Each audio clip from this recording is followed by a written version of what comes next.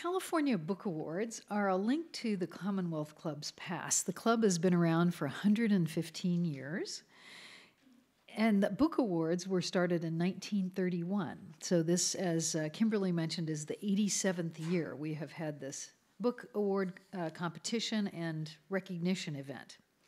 Each year, the Book Awards give us a unique insight into the social and political trends in our state and beyond through the prism of California's best writing. This year, we have writings on the aspirations of immigrants, on the interior lives of artists, on the experiences between generations, on segregation, on the history of a Native American war that was fought here in California. And like every year, the award-winning books this year portray the richness and complexity of our lives here in California and sometimes beyond, and also give us some sense of the trends and what to expect in the future. From an initial effort to recognize Western writing that folks at the Commonwealth Club thought wasn't sufficiently recognized in the East Coast centers of publishing, to now showcasing what has become one of the great literary traditions in the world, starting with the club's recognition of John Steinbeck. The club has, through the Book Awards, recognized generations now of fabulous California writers. Before the program gets started, I'd like to give special thanks to three people. The first is Dr. Martha Heasley Cox. Dr. Cox is no longer with us, sadly. She was a longtime literature professor at San Jose State University. She was a Steinbeck scholar. She was the author of 14 editions of a college textbook on writing. She was a very good investor, including, by the way, in cattle, and amassed a small fortune, unusual for a literature professor. She was also a very long-time member of the California Book Awards jury, especially in her retirement years. When she passed away in her 90s in 2015, she left an endowment for the California Book Awards, allowing us to provide cash prizes for the gold and silver medalists. This is why this year, for the first time, you'll be seeing fairly significant cash prizes going to the winners. It took a little while for her estate to be settled and for us to launch the awards with their cash prizes. So we are very grateful to Martha for her generosity, and Mary Ellen Hannibal, the chair of the Book Awards jury, is going to tell you a little bit more about that later on. When we came to this marvelous new facility, we didn't bring very many books, sadly, because it's mostly digital and we don't have a lot of room for books. We did bring the historical books that won the California Book Award winners over history. We don't have a complete set. We have most of them. They are down in the first floor library, and there's a plaque there to Martha Cox. So check it out when you get a chance. The second person I'd like to thank is Mary Ellen Hannibal herself. She is a terrific writer. She's the author of The Spine of the Continent and Citizen Scientist. She's been chair of the Commonwealth Club's California Book Awards jury for 10 years, and think dozens of meetings, hundreds or thousands of books that have been read, dealing with major issues that have come up for the Book Awards jury, like should we include self-published books as that trend has increased? Should we include ebooks as that trend has emerged? The jury process has been well organized. Everyone's views have been taken into account. The choices have been thoughtful and well regarded in retrospect. So Mary Ellen, thank you so much for your outstanding leadership and for agreeing to remain on the committee.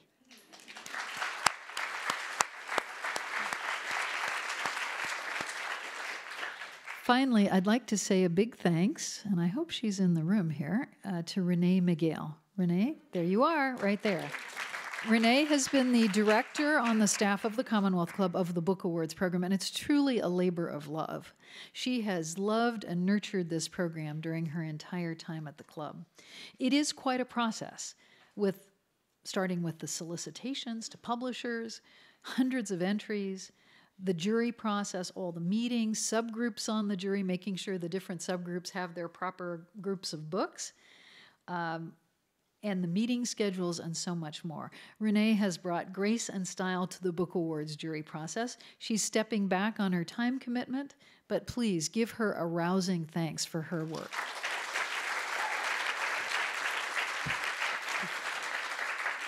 Without further ado, please welcome Jury Chair Mary Ellen Hannibal.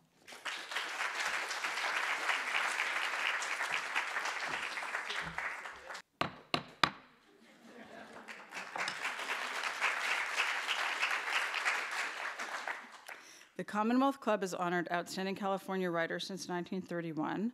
Along with the recognition that the awards carry, there are also cash awards to winners thanks to the generous endowment of the late Dr. Martha Cox, founder of the Center for Steinbeck Studies at San Jose State University. The first thing I'd like to do, of course it's now the third thing I'm going to do, is to acknowledge the jury who decided the finalists and winners. This year we have several new jurors, but we have, the jurors do this like amazing work of, literally hundreds of books are submitted in each category, and we have sub-juries. We have nonfiction, fiction, poetry, juvenile, young adult. The Californiana and Contribution to Publishing Awards are decided by a little sub-jury of the nonfiction awards. But it's a gigantic task, and it takes negative capability to approach it. And so I'd like to ask the jurors who are here, and I think actually everybody is, to stand up while I just say your names, just so we can give you a bit of an acknowledgement. So we have Allison Hoover, Roz Chang, Chris Chen, Roy Eisenhart, Peter Fish, Carla Kozak, Catherine Ma, Denise Newman, Michelle Richmond, Sarah Rosenthal, Stephen Boyd Salm, Gabrielle Sells, Julia Flynn Seiler, and Susan Frankel. Thank you to all of you. It's a big job, and they do it so well. And I'd also really like to thank Gloria, so a special shout out to Gloria Duffy tonight, and also Alex Rodriguez for this incredible thing that you did. Like, that took years and years and years of doing, and has been a game changer for really the life of ideas in the Bay Area, because you have given us a platform that is, on a national and international level of significance for the kinds of people that you have come and speak here. And it was no easy feat to move what was on 2nd Street in Market in the deep heart of the city into this space. And Gloria, with the huge help of Alex Rodriguez, made this happen. Betty Bullock, thanks for the book club. George Dobbins, thanks for being you. And Renee, I love Renee. Just saying that. And Priscilla Vivio, wow, thank you. All really good. Okay, so I'm just going to move right along now to the awards, and I'm going to give this podium over to Michelle Richmond, who will present the Fiction and First Fiction Awards. Thanks.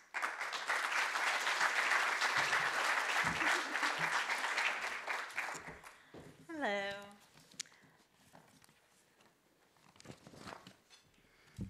So I'm Michelle Richmond, and I'm here to present the California Book Awards in Fiction.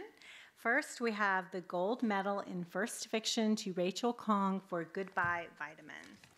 This of-the-moment, sharply observed, funny, and beautifully poignant book tells the story of a family struggling to care for a father with dementia, but mostly it's about a father and daughter, their humanity, their failings, and what they mean to each other.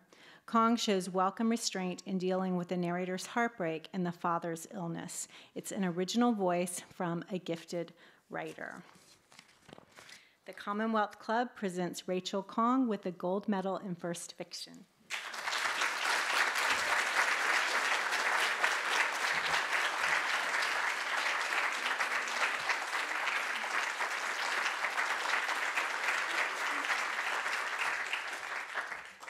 I was really hoping I didn't have to go first, but of course I do.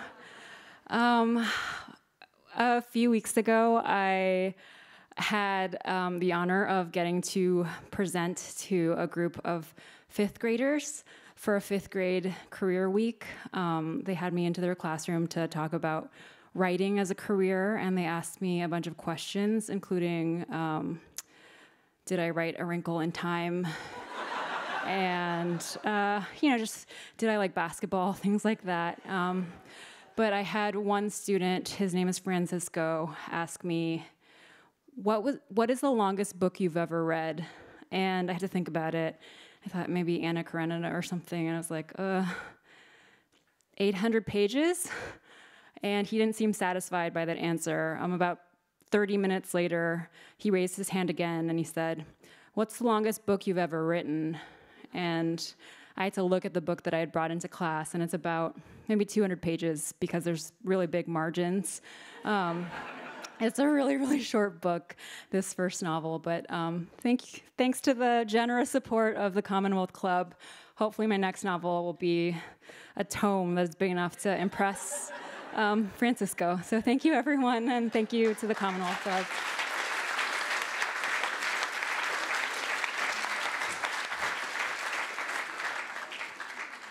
We loved your short book, but here's to your 1,000-page one that we're sure is forthcoming. And the silver medal in fiction goes to Percival Everett for So Much Blue. A well-regarded painter, Kevin Pace, finds his life coming apart as he travels the terra incognita of middle age. He feels increasingly distant from his family and uncertain about the worth of his art. Off balance in the present, he broods about the past, a fling with a younger woman in Paris, and more scarring, a misbegotten journey to El Salvador as the country dissolves into civil war.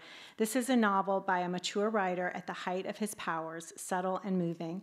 The prose is so quietly controlled, the book's 3 stories so adroitly plotted, that the reader is stunned by the power the book it attains at its end. And Mr. Everett could not be here tonight because sadly he has to be in Italy. But his publisher, Ethan Nozowski, with Grey Wolf Press, who had the grace to bring us this beautiful book, is accepting the award for him. The Commonwealth Club presents Percival Everett with the silver medal in fiction.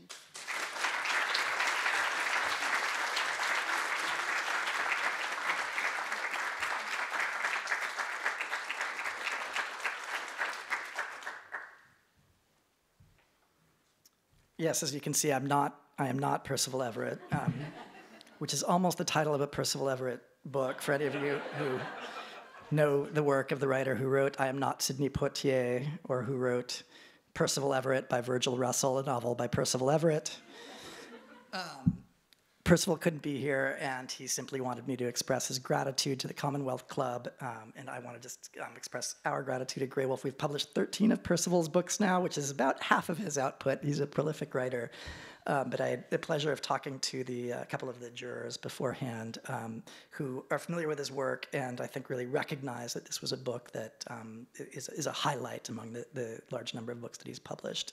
Percival's a painter, and also breaks horses, and is a musician, and he's a man of many talents, and this book reflects several of them. So thank you very much.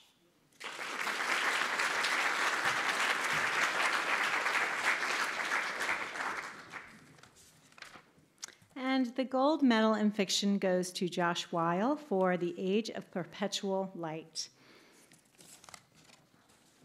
It's tempting to call this collection of stories brilliant and illuminating, not only because of the subject that connects them, light, but because they really are dazzling. The stories span a century, from the dawn of electrification to an imagined future where the world is lit day and night. Throughout the collection, Weil's language is lush and exacting, his characters' voices wide-ranging. The Commonwealth Club presents Josh Weil with the gold medal in fiction.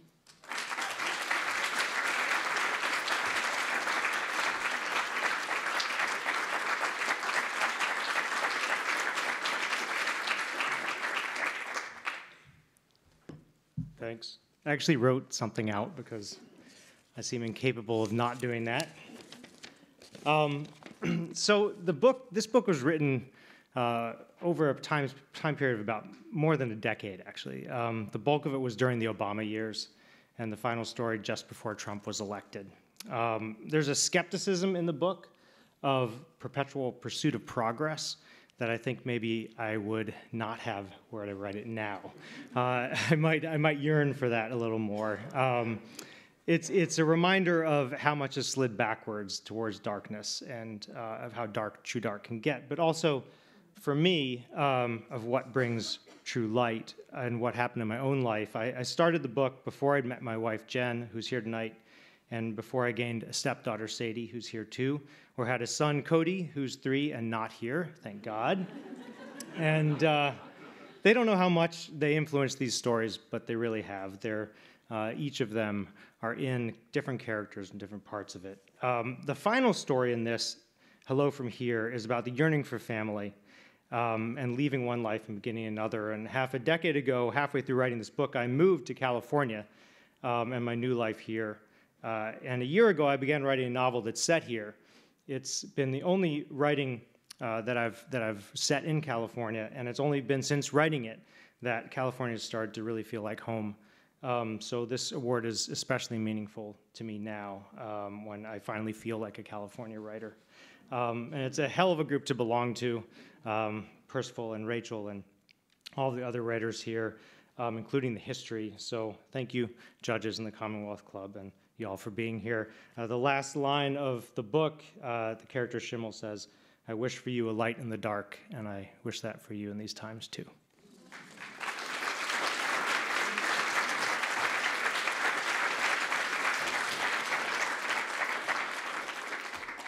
Thank you to all of our fiction winners. And now I'd like to introduce Carla Kozak, who will be presenting the Juvenile and Young Adult Awards.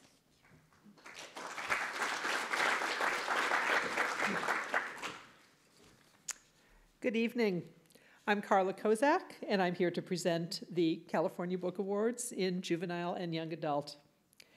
The gold medal in Juvenile goes to Susan Goldman Rubin for Maya Lin, Thinking with Her Hands. Sorry, I have the wrong thing here. Here we go. Clay, granite, water, earth. In this thoughtful, attractive, and accessible biography of Maya Lin, Susan Goldman Rubin shows readers Lin's creative process and how she approaches each new venture, beginning with the Vietnam Veterans Memorial and covering 6 other works of art and architecture. Each chapter's title reflects the focus project as well as the materials Lin used to give it form, substance, and significance. The Commonwealth Club presents Susan Goldman Rubin with the gold medal in juvenile books.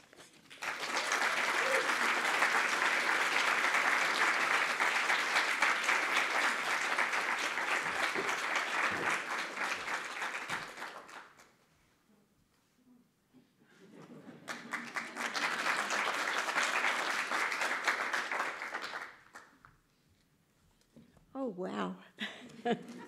I was astonished to win this award. I'm so grateful. It's very validating. You said it correctly. When you're working alone day in and day out, and all of a sudden you get the news that not only are you a finalist, but you won the gold. So thank you to the California Commonwealth Club. I thank my husband, Michael, for patronizing me. Did I say that correctly? And for being my patron and patronizing me. When I say I just have to work on Sunday. And I thank some of my family who could be here tonight. But most of all, my thanks go to Maya Lin. When my editor and I thank Chronicle Books. I think our publicist, Jamie Wong, is here. My editor couldn't be here, but my editor and I went to hear Maya Lin speak at Herbst Theater, which is right here.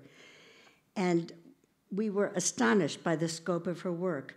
Not only was she an acclaimed architect who had designed the Vietnam Veterans Memorial while she was still a student at Yale, but she had gone on to create a civil rights monument in Montgomery, Alabama, and projects to protect and preserve the planet. By the end of the evening, we looked at each other and we said, Maya is a perfect subject for a children's book. She's a woman, an artist, an architect, environmentalist, and had a unique heritage as the daughter of Chinese-born parents who came to America, and this heritage greatly influenced her work. I began research by reading. That's how I always start, but I wanted to meet Maya Lin myself. So I made an appointment to interview her in her studio, and I flew to New York, which is my hometown, so that wasn't a hardship. And I went to see her, and she canceled at the last minute. So I came home and rescheduled and flew back about a month later. And the day I interviewed Maya, she was busy packing up to move to a new studio and about to go on vacation. So it wasn't an optimal time. But she spent a lot of time talking with me and discussed what projects she thought should fit in the book. And she said, see me whole as an artist. She said, what I'm doing is art, architecture, and memorials. And then I asked a question my agent had suggested. He said, since most kids don't know what an architect does, ask Maya if I can just come back and sit quietly on the sidelines to observe her. And she said, absolutely not. So I said, okay, and thanked her. When I got home, one of my sons, Andy, transferred the recorded interview to my computer because I like to transcribe the interview myself to see where the exclamations are. And he randomly picked a spot just to make sure that the recording worked. And it was just that moment when his mother politely asked if I could observe Maya, and she snapped, absolutely not. And my son was appalled. And I said, well, wait a minute, because absolutely not became absolutely yes when I asked Maya for images for the book, contacts, and permissions. She and her studio provided everything I needed whenever I asked. And the ultimate yes came a few weeks ago when I wrote to them and told them that our book was selected as a gold winner. And they wrote back, they didn't say absolutely yes, but they said, that is great news. Thank you for letting us know. So I thank Maya Lin for her brilliance, her integrity, her dedication to her work, and for giving me the privilege of allowing me to write about her for children. Thank you.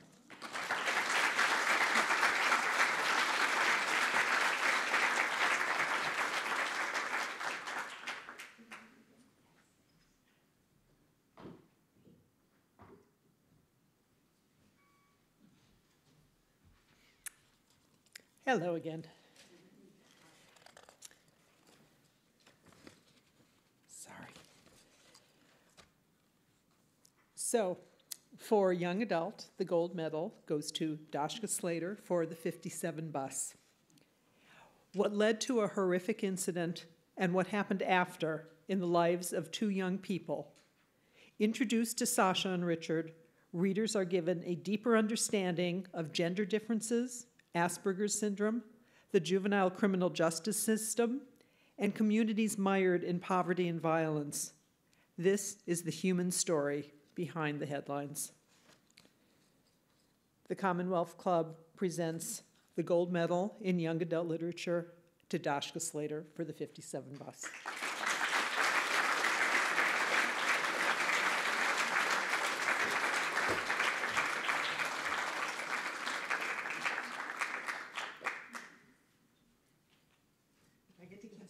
Oh my God.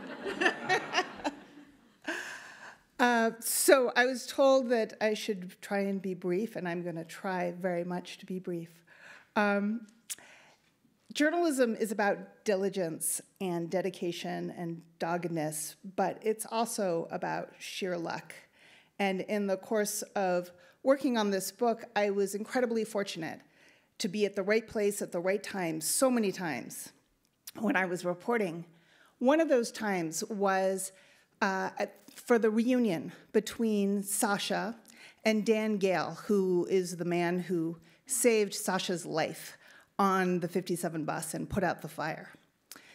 It was an emotional meeting between the two of them, but it was also kind of awkward because Sasha's very shy, the two of them didn't know each other, it's an adult talking with a young person, and so as Dan was kind of casting about for things to say, he said, you know, Sasha, your whole life, you're going to want your parents off your back. But at some point, you're going to realize they're the only ones who had your back. And Sasha said, you had my back. And at that moment, I thought, how gorgeous to know that. To know that the world, despite its many cruelties, contains perfect strangers who will, in fact, have your back. And so in writing this book, I hope that I can exhort all of us to be that person, not necessarily the one who rushes forward and puts out a fire on a bus, but the person who can somehow find a way to put out the flames that threaten to consume so many people in this country, particularly right now. So let us all have one another's backs. I also want to just say thank you so much to the Commonwealth Club, to the jurors who spent so much time reading so many books, and to my husband, Cliff Baker, who sat and listened to me process every minute of reporting that I did for this story, and who has absolutely always had my back. Thank you.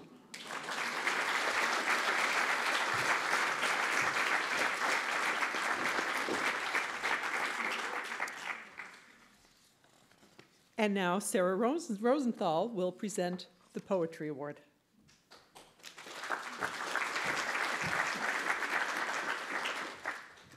I'm like, do we get to hug? I want to hug everybody right now.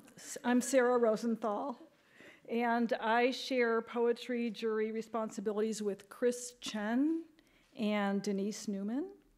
And together we selected 5 finalists this year for the gold medal, and they're all listed in your program, and I urge you to read all of them.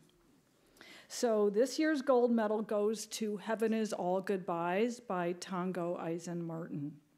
And as Chris has written so eloquently, Tongo Eisen Martin's second book refines a distinctive brand of surrealism animated by a sharp political analysis that comes for its readers at a steep angle. These poems channel a multitude of voices, often voices of authority, whose mordant jokes and melancholy asides turn the absurd, self-justifying rhetoric of authoritarian power against itself, opening up insurgent spaces of imaginative freedom. Heaven is All Goodbyes is a book whose wounded humor opens up the possibility of other worlds hidden within the folds of this one. So Tongo can't be here tonight. He's flying off somewhere. So Elaine Katzenberger of City Lights will accept the award on his behalf, if you'd like to come up.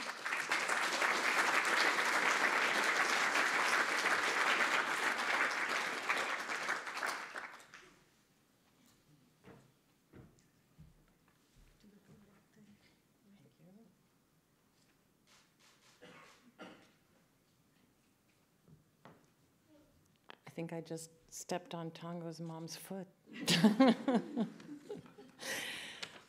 Yeah, I'm Elaine from City Lights, and I'm the publisher at City Lights, and I'm Tongo Eisen Martin's editor, and I'm a very lucky woman. This book is absolutely amazing. Before I go into the acceptance speech, I also want to say that I'm a very lucky person to work at City Lights, because it just so happens that on the short list for the Poetry Prize, there are 3 City Lights books this time around, and I want to acknowledge, I'm very proud. So Barbara Jane Reyes and David Brazil are 2 excellent poets that were also nominated. And then the other 2 poets that were nominated, those books were not published by City Lights, but other books of theirs were published by City Lights, and they are City Lights authors as well, Ali Warren and Kevin Killian. So big hand for every one of them. Really sort of amazing. I was going to say some things about Tongo's book and about the process of acquiring it and publishing it and working with Tongo, but he very graciously sent me a beautiful acceptance speech, so I'm simply going to read his acceptance speech and try to do it justice. Tongo is actually right now at the Naropa Institute. The Naropa Institute is the School of Disembodied Poetics founded by Anne Waldman and Allen Ginsberg. And he's teaching poets there how to do things. So hopefully he was spread some of his talent around. so that's why he can't be here tonight. So first of all, I would like to thank my mother, Arlene Eisen, who is my only strength, a woman who has given and continues to give all of herself to the liberation of all people. Without her and the mountain of love and consciousness she poured into me, there is no one to recognize today. I would like to thank my brother, Biko Eisen Martin, who is my guide and protector, a perfect vessel of his people, a man who has the talent of 10 souls. My father, Molly, who I hope is somewhere standing in this room digging this.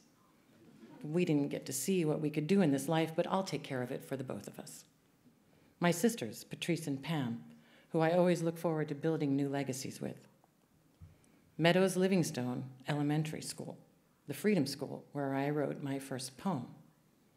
Too many to name. I would like to thank all of my partners in crime, all of the revolutionaries I am honored to learn from, all of the artists I am honored to know and challenge to duels, the cultural centers of San Francisco, the scrappy independent bookstores, all of the people who have put up with me and my strange ways, the family I have made along the way, and the blood I try to do right by.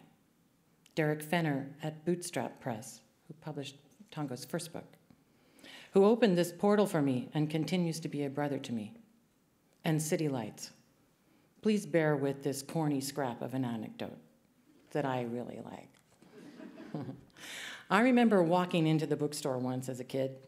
Maybe I was a sensitive kid, but I could feel the walls vibrating with energy, vibrating with something that I could not name.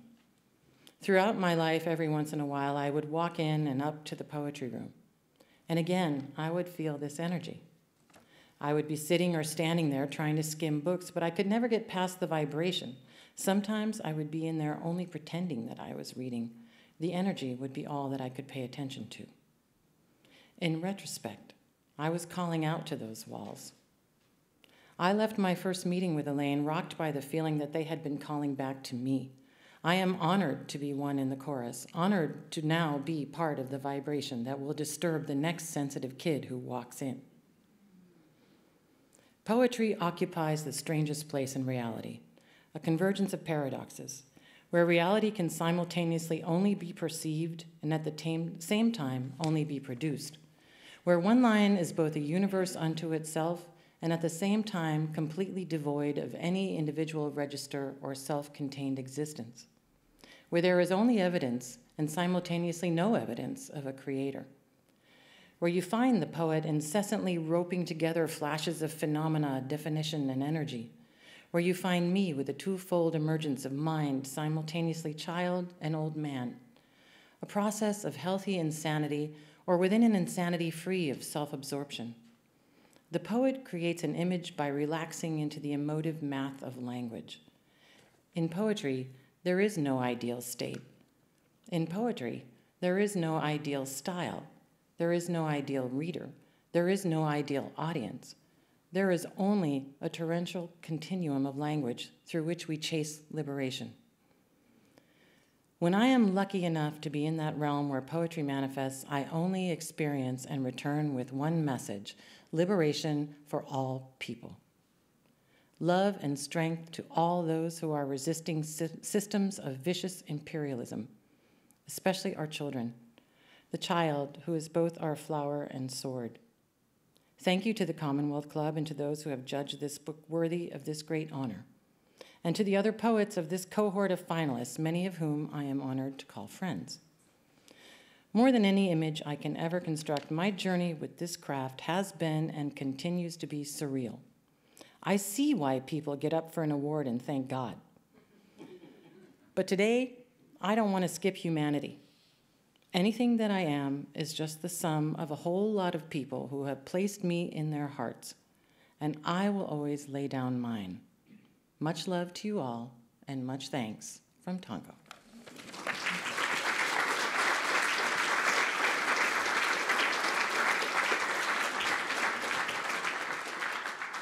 And now I'd like to introduce Stephen Saum, who will present the nonfiction awards.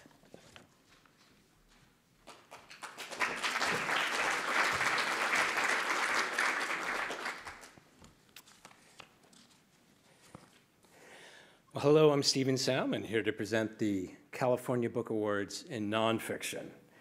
First, our silver medal in nonfiction goes to Lauren Markham for The Faraway Brothers. This is a powerful and unfortunately exceedingly timely saga of immigrant migration, of two young teenage boys from El Salvador, Ernesto and Raul Flores, who have landed on the wrong side of the violent gangs in El Salvador.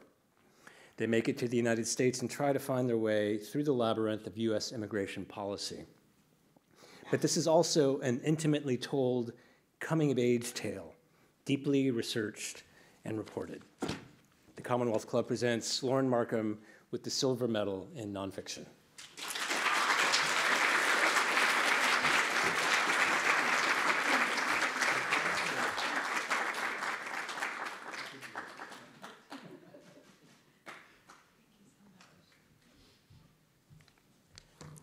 Thank you so much, everyone. This is a tremendous honor. Depending on who you ask in my family and when you start counting, I'm a 5th or 4th generation Californian. So this really does mean a lot to me. I think this is a tremendous state, and I love the Commonwealth Club, and so I'm totally honored to be here with all of you and among all of these giants of literature tonight and kind of those who came before us. So 4 years ago, when I first began conceiving of writing this book, my main worry as a journalist was, it is always and was then, relevancy. I was worried that, well, in 4 years, no one's going to care about young migrants from El Salvador.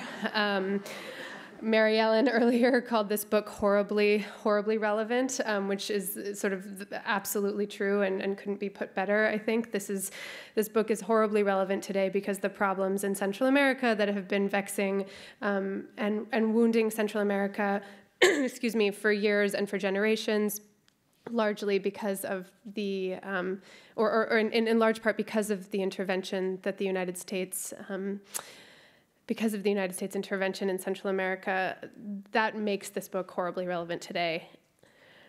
I have been so lucky to get to speak to and learn from so many hundreds and hundreds of young migrants in El Salvador and Guatemala, in Mexico, and here in the United States. And I feel a great honor and great responsibility to have put their stories into words and to share them with you. The Flores twins can't believe that this book has been nominated for any awards, let alone won anything, because they really can't believe that their story means anything or is important to anybody. They can't believe that anyone cares about their story, which I think is a testament to the invisibility that many migrants feel and the invisibility that the way that we make many migrant communities invisible out of fear and out of lack of regard. So I share this honor with them. Migrant communities are being weaponized right now, probably more than ever, for political gain. That's happening here in this country and all over the world. So it means a tremendous amount to me and to the Flores twins that this book is being honored and that migration stories are being heard and cared for. I'm very lucky, and we're all very lucky to live in a state where, in spite of the fact that this is a challenging state, that this is a state that it's a beautiful and battered state, this is a state that really does value migrants and that sees and increasingly is sort of part of the resistance of seeing and actively calling for migration and migrants as a vital part of our communities and our worlds. So I could not have done this at all without my wonderful husband who's here, who I'm sorry to admit to all of you, but I feel like I must sort of had to pick me off the floor several times as I wrote this book and as I sort of spent years reporting and researching it. And my amazing agent, Sylvie Greenberg, who was sort of the first editor or agent to say, I think a book about immigration in California is really important. I want to hear more about that. Most agents and editors that I'd spoken to sort of were saying, ugh, it's too bad no one really cares about immigration or no one wants to hear about refugees or like sad young migrant stories. So thank you to Sylvie for believing in this. Thank you to Ben for believing in me. And thank you to all of you for this tremendous award. I really, really appreciate it.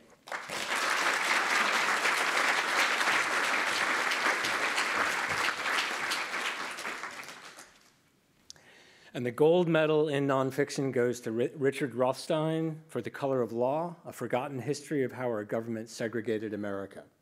Now, you know about redlining. Richard Rothstein's sobering argument asserts that it is de jure segregation, laws and policies pursued by local, state, and federal authorities, rather than simply de facto segregation, that continues to divide our country. This landmark book is the culmination of Rothstein's decades of deep scholarship into U.S. housing segregation. It explodes myths and issues a compelling call for change. The Commonwealth Club presents Richard Rothstein with the gold medal in nonfiction. Now, accepting on his behalf is daughter Amy Peterson.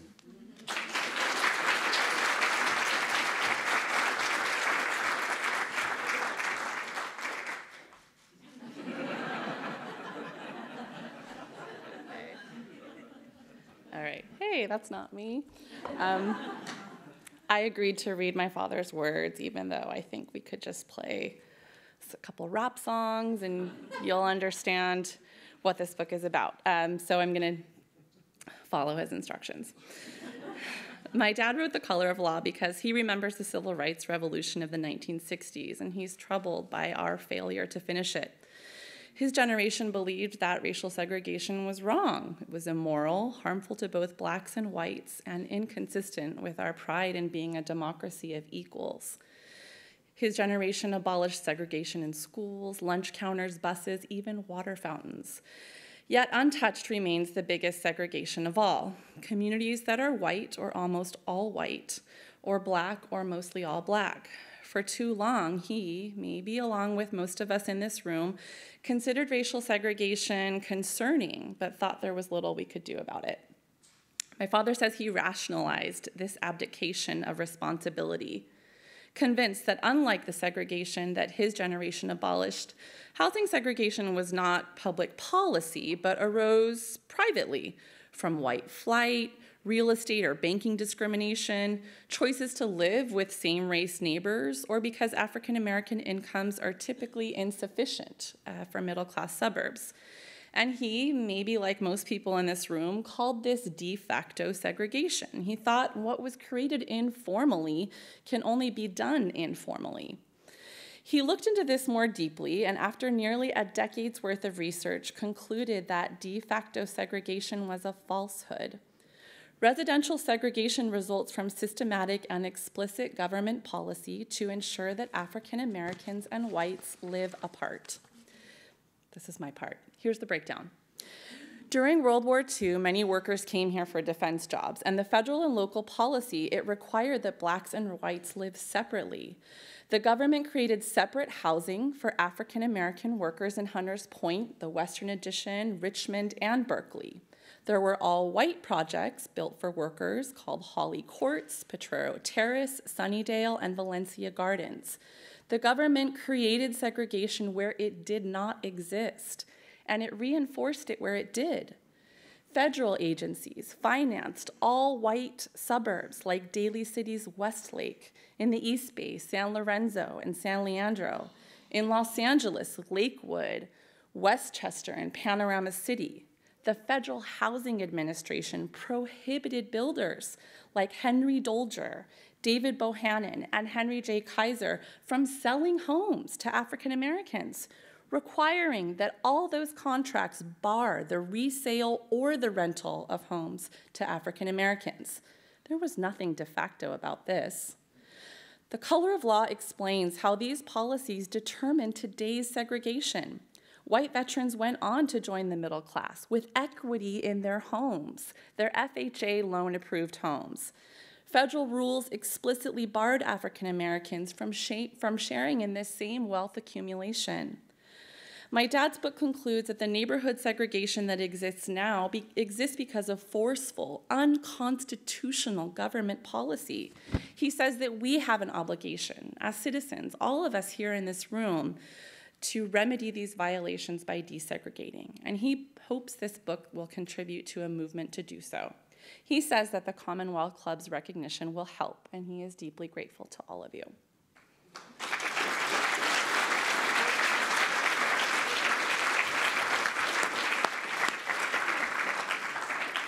Now I'd like to welcome Mary Ellen Hannibal back to present our final awards.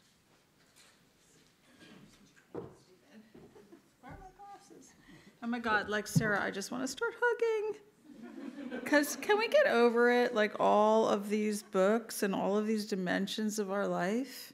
and how beautiful it is that all of these writers have spent all this time bringing all of this to this realization.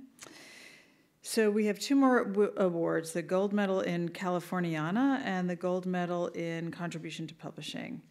And here's my comments on, I think I'm missing my comments on the MODOK Wars. What am I going to say about that? Oh my God, I don't remember what I said. It's not in the script. The gold medal in Californiana goes to Robert Aquinas McNally for the MODOK War. So my comments are not here. I can't read it. So I'll just say, you know, in the last number of years, we've had incredible books of scholarship contributing to our knowledge of what's gone on here in California with Native Californians and the sovereign nation of the United States versus the sovereign nations of the people who were here before us and who are still here. And the MODOK Wars is an amazing book that is a piece of history of, you know, a terrible, terrible battle and terrible lives lost and terrible aggression that it's kind of astonishing that we aren't more alarmed and upset about what has gone on here with California in fairly recent years. And this book in particular is got a really wonderful narrative. It's really well written. Some of the recent books that are hugely, you know, important contributions to scholarship are a little bit drier. And this book is it's very human, and it's a great book. So without my notes, I apologize to Robert McNally, but congratulations for winning the gold medal for your incredible work.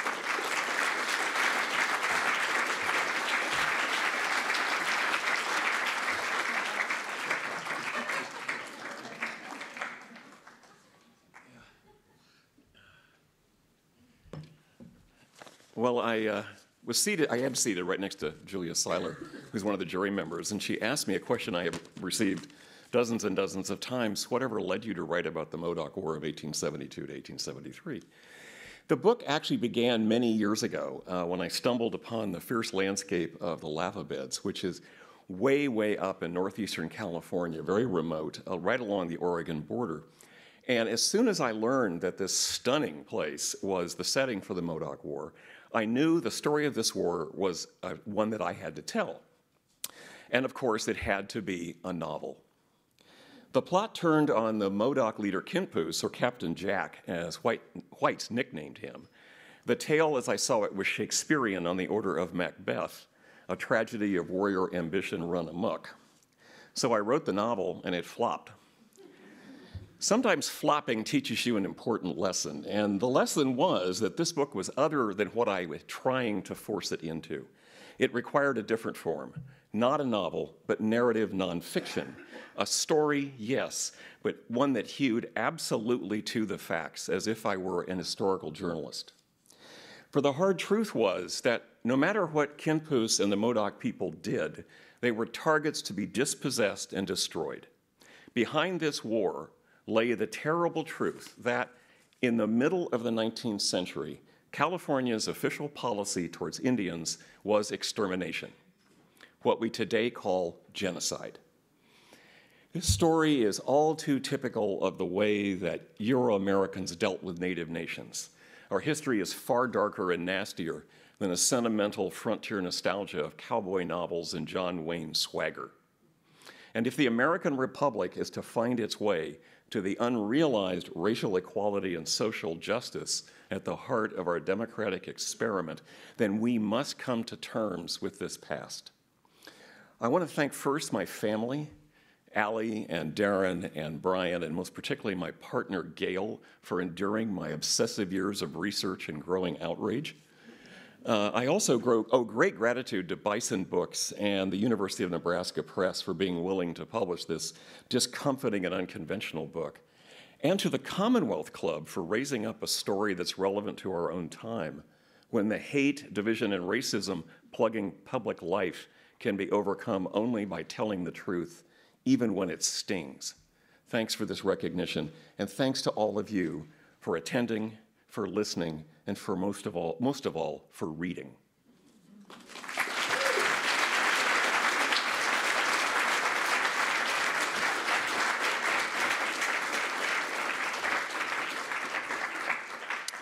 Thank you so much for that. So an interesting point, I think, is that next year is the 50th anniversary of the Indian occupation of Alcatraz and the 300th anniversary of the Spanish incursion onto California's land, which started the whole darn thing.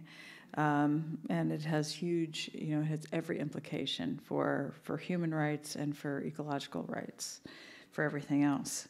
So tonight, the last award that we have is for contribution to publishing. And often Heyday Books from Berkeley wins this award because they're so fabulous. And they are always contributing to publishing by doing their own thing and doing it so well. And tonight, we're honoring Obie Kaufman's Atlas of California, which is just an unbelievably beautiful book. You have to look at this book.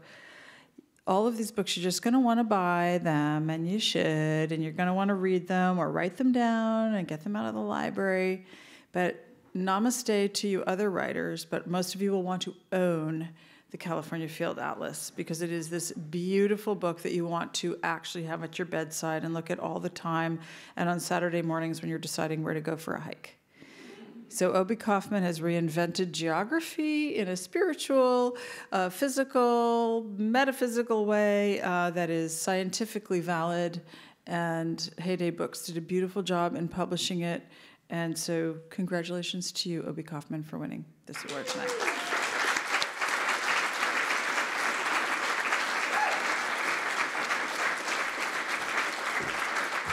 Thank you very much.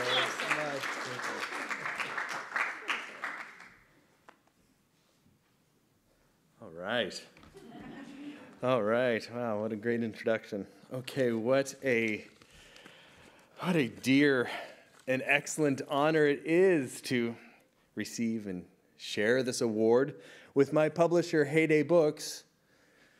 It was Heyday that found me there with this snowball, right? Under this black gate, abandon all hope. And Heyday said, oh, you have a chance. In fact, let's make it an avalanche. Yeah, all potential infernos then turned into green rolling country. It was Heyday that saved this book from this project, from the decorative doldrums that it might have floated into had it not been handled so deftly by such a capable and indeed visionary house. Now the California Field Atlas is unleashed as a manual of conservation, a handbook to the furthering of geographic literacy, and to the much larger plan of what can be called a collective resiliency. Heyday connected me with this electric network of citizens who are ready for this nature-first kind of narrative, for whom even really ecology, the study of ecology, is the study of one's own family. Where people belong to the land, land doesn't belong to people. There are a few of us who understand, and I think some of you may be here tonight, that the common good will quickly be the measure of new wealth. And the common good will be defined by leaving intact, optimized systems of biodiverse resources and habitats. And that through this we will reward ourselves, and our complicated little species will survive the perilous bottleneck of its evolutionary adolescence. So thank you, Commonwealth, and thank you, Heyday, for joining me in this dance that so often simultaneously resembles both a fight and a celebration, as all good dances should, I suppose. Thank you very much.